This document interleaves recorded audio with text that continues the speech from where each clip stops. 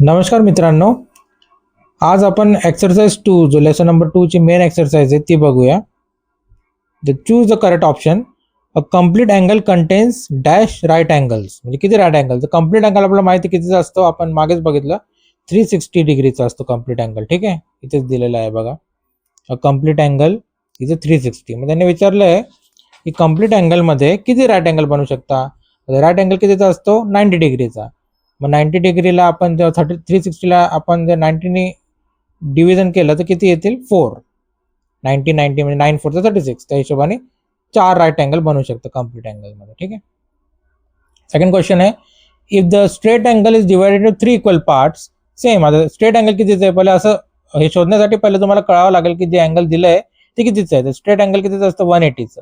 त्याला 3 equal parts मध्ये divide करू आपण. 3 इक्वल पार्ट्स म्हणजे 60 60 60. तर तो कोणता अँगल बनेल? तर 60 हा कोणता अँगल बनतो? नेहमी ॲक्यूट अँगल 90 डिग्रीच्या खाली. ठीक आहे.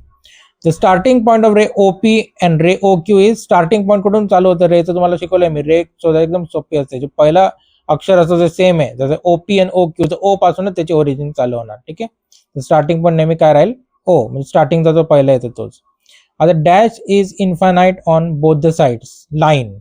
लाईन हा आपण किती पण वाढू शकतो, त्याच्यात काहीच मेजरमेंट नाही की एवढंच आपण वाढू शकतो किंवा एवढंच आपण ठेवू शकतो. आता 91 डिग्री तुम्हाला मी पहिले सांगितलं राईट अँगल 90चा आहे. 90 पेक्षा कोणताही एक पण अंक वरती गेला तर तो सरळ जाईल ऑब्च्युस अँगलकडे. ठीक आहे. 180 हा आहे स्ट्रेट अँगल. 360 हा कम्प्लीट अँगल. 215 लक्षात ठेवा, 215 म्हणजे 360च्या खाली पण 180च्या वरती हा नेहमी आपला रिफ्लेक्स अँगल बनतो. आणि 90 डिग्री हा नेहमी आपल्याला राईट अँगल बनतो. ठीक आहे. एकदम सोपं आहे. Match the pair. आता मी तुम्हाला इथे जोड्या लावून दाखवल्या नाहीये, पण तुम्ही त्या हिशोबाने तुमच्याकडे जोड्या लावून घ्याल. ठीक आहे.